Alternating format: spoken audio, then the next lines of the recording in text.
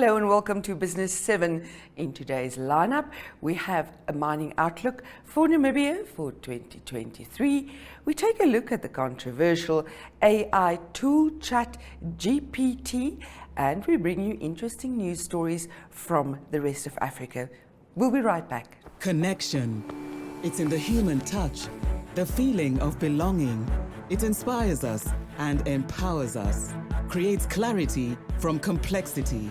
It starts new conversations, unlocks the power of advice, and makes an impact on your life. At Alex Forbes, we pioneer insight to provide you with advice that connects your decisions of today to your impact tomorrow.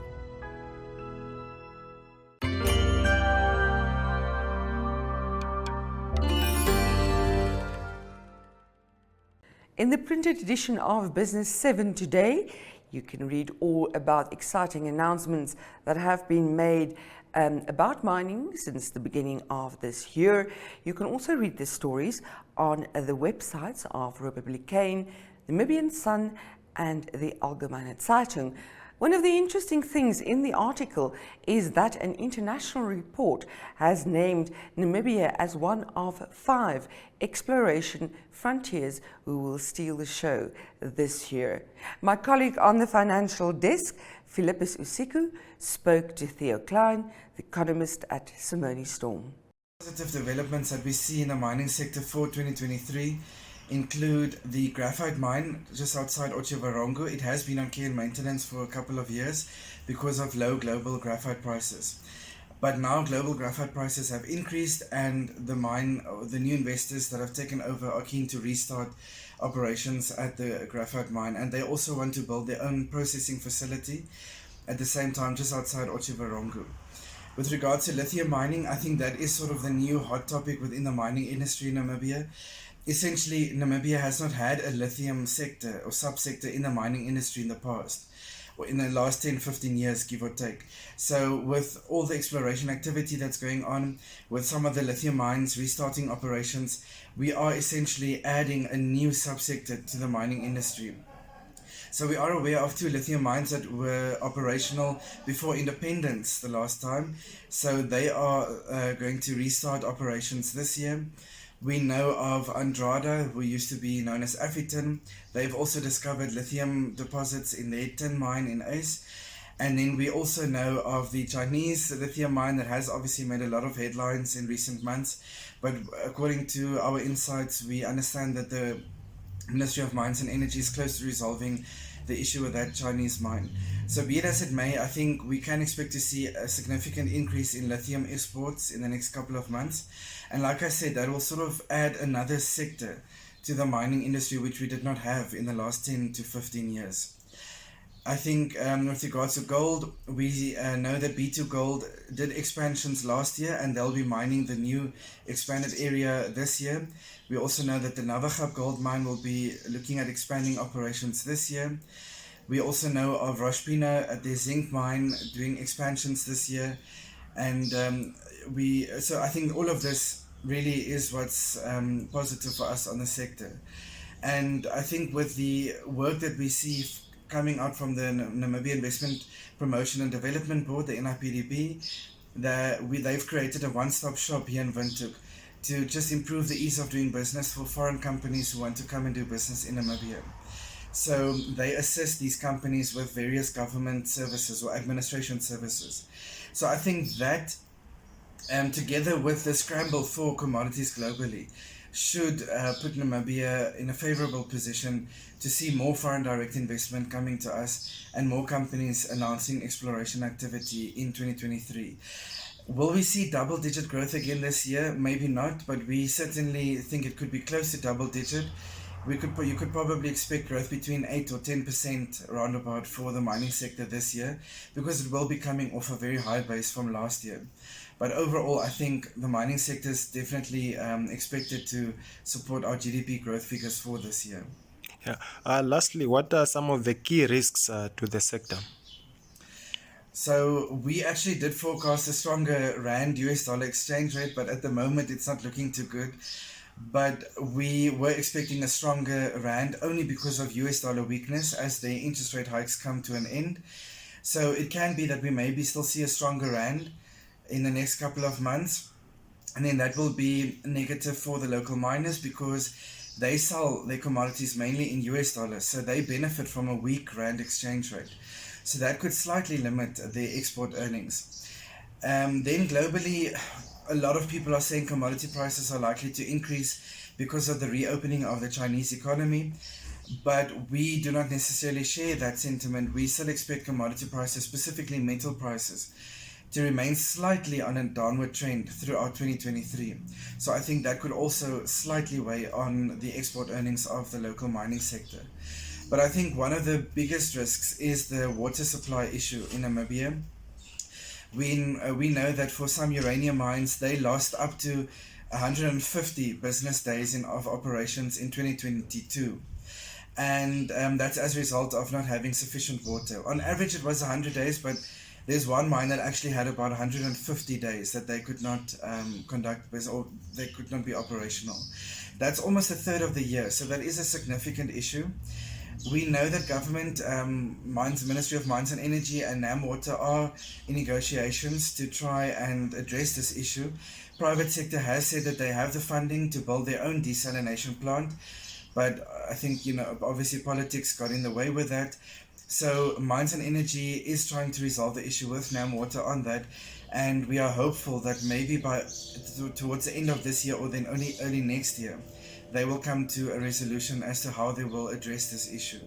So I think obviously politics plays a big role there, and I mean the big problem is that the desalination plant currently being used is making use of outdated and old technology, and that's why the desalination plant can't operate optimally, or at full capacity rather, and that's what's causing the water issue. And I think if this is not addressed soon, especially from government side, then this could also deter exploration activity or investment, because obviously foreign investors would want to see something being done about this water issue, because it doesn't help they do exploration and plan to do production in Namibia if the water supply issue is not going to be addressed anytime soon.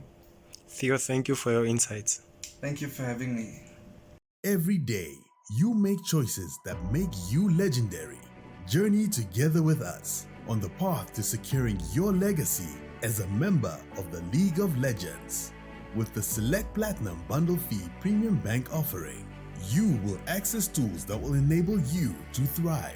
If you earn 850,000 Namibian dollars per annum or more, you can apply for this offering today via bankvinted.com.na for only 447 Namibian dollars per month. Bank Vinted, a member of Capricorn Group.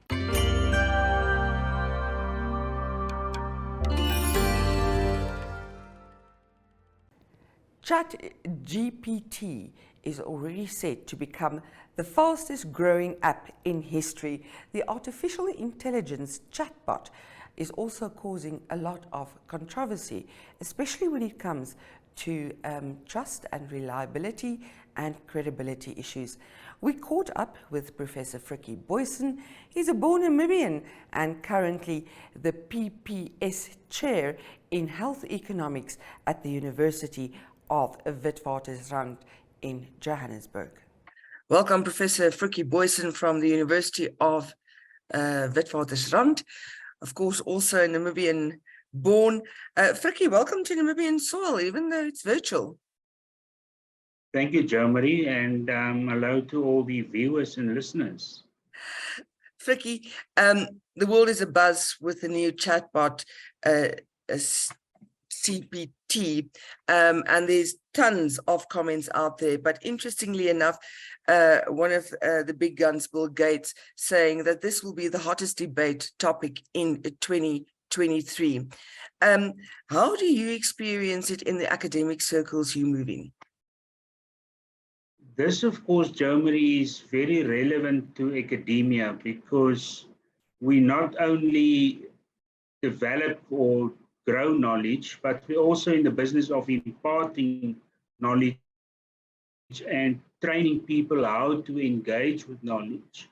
So it's very relevant to us in the corridors here in my workplace, I must admit that the sentiment, if among many, has been one of alarm and anxiety, and this mainly centers around questions about authenticity of students' work and assessments, and the risks and dangers of plagiarism and those issues. But as I will elaborate later, of course, this impacts on many other facets of our work, and not only in academia, not only in universities, but to all knowledge workers.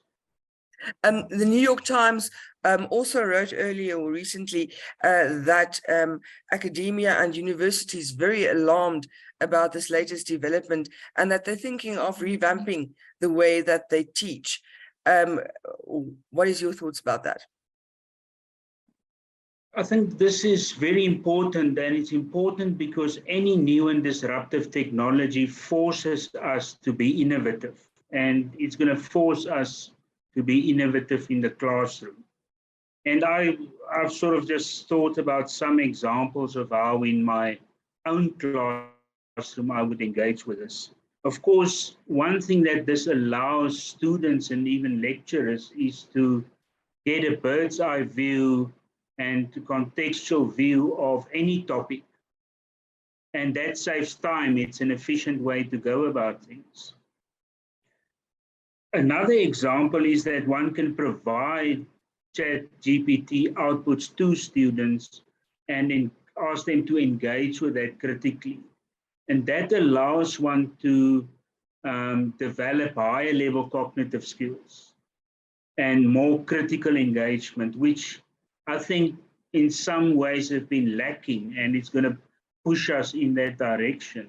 I also believe, learning from a colleague of mine who's been delving into this in recent weeks, that you can even ask ChatGPT to improve your writing. So in other words, you have a piece of writing, and you can ask it how can I improve on that?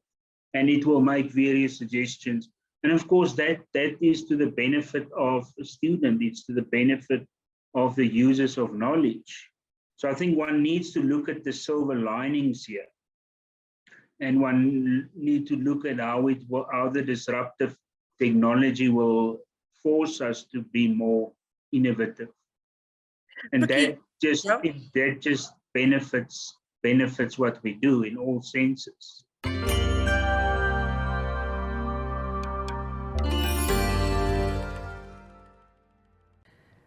Are there silver linings to chat tools like ChatGPT?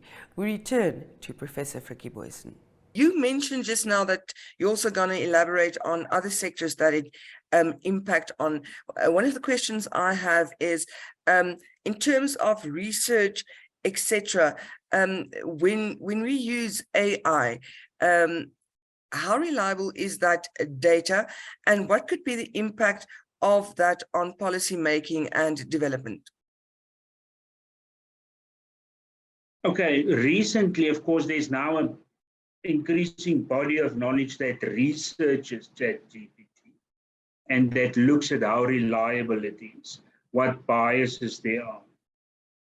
Of course, ChatGPT is only as good as the so-called training data that it uses.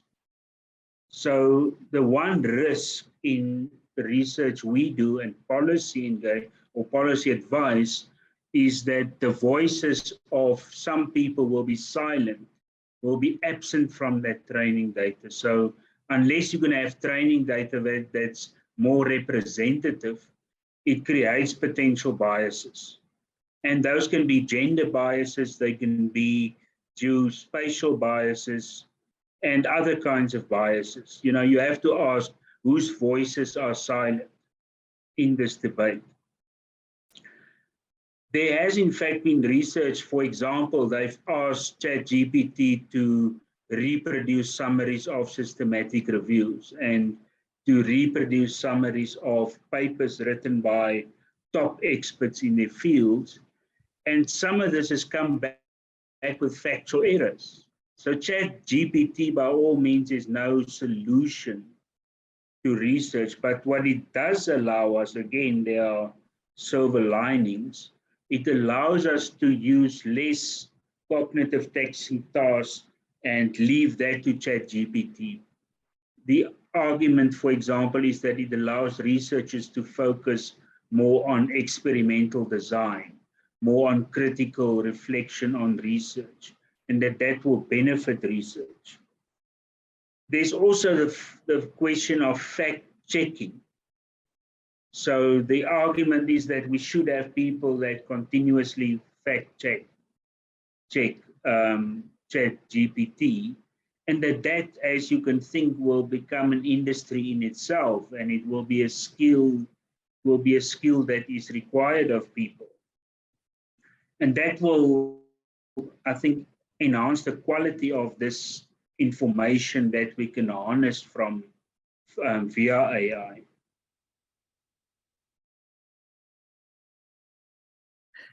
Sorry. Yeah, that's how I think about research. So yes, there are risks of biases, there are risks of inaccuracy. But one can again think, how can we continue to develop that technology so that it deals with those issues? I believe in the used workers in Kenya, $2 an hour workers, to actually address some of these bias issues in the technology. Very interesting insights from you. Thank you very much. Any last points that you'd like to make?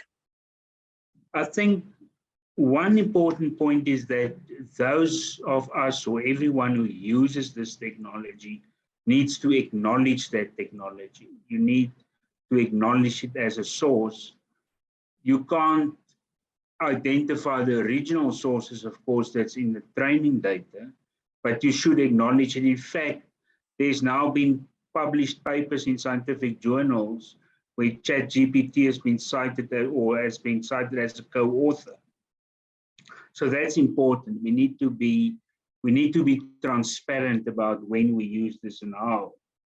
As I've mentioned, the research on this will benefit ChatGPT. As scientists engage with it and improve it, it will enhance the quality. But as I mentioned, importantly, I think, is that we have to find innovative ways to engage with it in the workplace and in all workplaces dealing with knowledge management or knowledge creation or users' knowledge.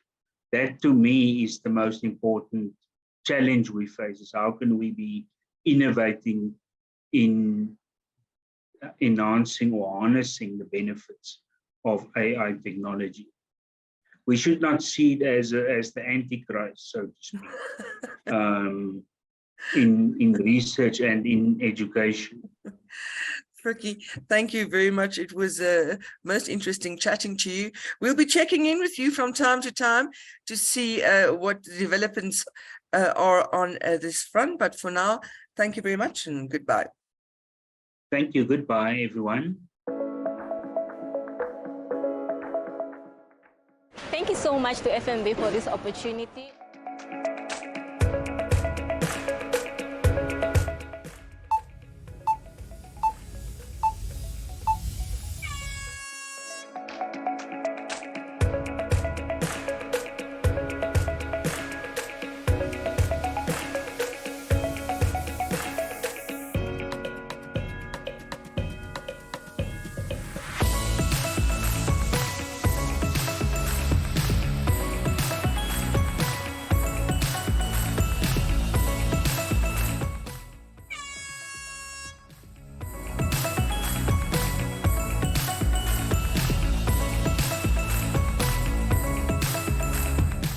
Thank you so much to FNB. What an experience. I never got to do shopping in 5 minutes, but look at all this.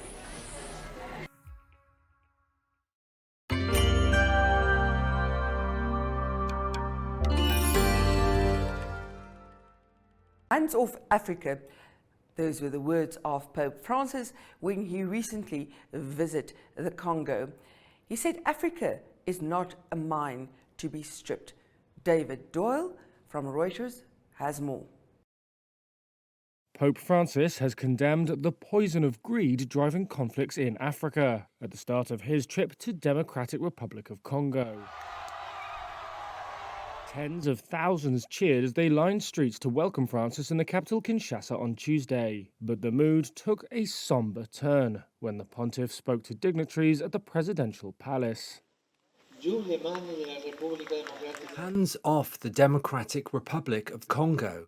Hands off Africa.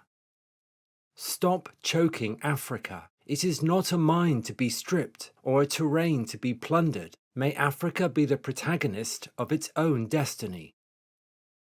Congo has some of the world's richest deposits of sought-after minerals, including copper, lithium and tantalum. But these resources have stoked conflict in the vast country. Mining has also been linked to inhumane exploitation of workers, including children, and environmental degradation. Referring specifically to Congo, Francis said the poison of greed had smeared its diamonds with blood. He also condemned the economically more advanced world for closing its ears, eyes and mouth to the tragedy.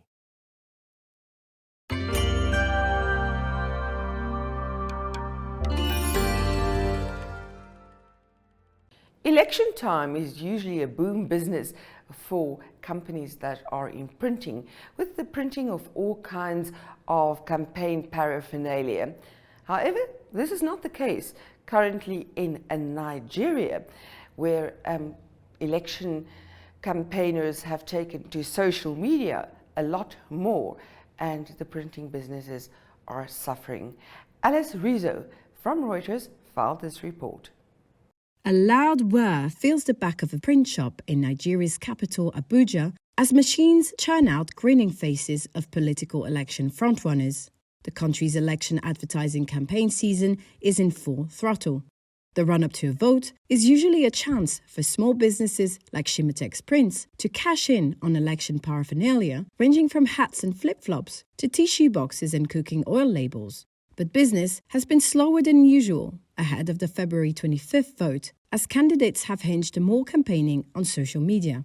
Shimotex Print CEO Joel Mso recalls busier periods around 2011, 2015 and 2019 polls. Wise, not much difference in our orders. Just a little, someone will come and order a few souvenirs, a few campaign materials, a few billboards, but the impact on the print industry is not as huge as it was in previous elections. Social media has been a key campaigning tool ahead of a poll in which almost 40% of registered voters are 34 or younger, according to Electoral Commission data. And as Africa's most populous country, Nigeria is home to tens of millions of internet users, prompting candidates to compete for voters' eyeballs across social media platforms. Notice that there's a lot of hype on social media. Social media has played a lot of role in this. I think because of also the level of youth participation. However, not everything has moved online. Parties still commission political regalia for rallies and other in-person campaign events. Print shop owner Opeyemi Osho Aralomo says there is no strange job for a printer. The most craziest of order for a printer is a good job. Nigerians will vote for a new leader to replace President Muhammadu Buhari amid growing insecurity and economic hardship.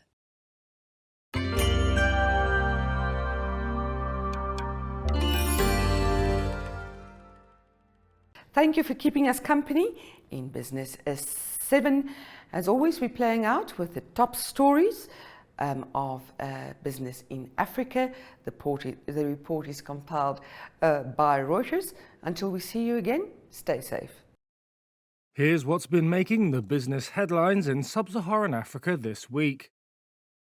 More than 11,000 Nigerians from the Niger Delta have filed a compensation claim in the UK against oil major Shell, alleging spills from its operation have destroyed farms, contaminated drinking water and harmed aquatic life. Shell says the majority of spills in this and another claim were caused by illegal third-party interference, such as pipeline sabotage. The claim is the latest step in a case that will test whether multinationals can be held accountable for the actions of their overseas subsidiaries. Senegal's President Macky Sall says financing is in place to allow construction to start in earnest on a $1.13 billion deep-water port. The project, around 30 miles south of the capital Dakar, is being developed by Dubai's state-owned DP World and is the biggest private investment in the West African country. South African miner Seriti Resources, a top thermal coal supplier to struggling state power utility Eskom, has said it will build a 155-megawatt wind farm over the next 2 years. The project, supplying 75% of the power required by Seriti's mines in South Africa's coal heartlands and Mpumalanga, raises the prospects of mines mostly powered by wind, producing coal for Eskom to then burn to produce electricity. It's a stark illustration of the shift to renewables that has been hastened by Eskom's inability to meet demand, resulting in record power cuts. Zimbabwe's central bank has said it will allow exporters, including mining companies, to keep 75% of their export earnings in foreign currency. That's up from the current cap of 60%. The forex-starved country requires all exporters to convert part of their earnings into local currency at an exchange rate significantly higher than that on the widely used black market, leading to losses. And finally, Ivory Coast's cocoa farmers began receiving electronic cards on Thursday to track their beans from farm to ports. The exercise is part of a response to EU plans to ban imports of commodities and products linked to deforestation and rights abuses by 2024.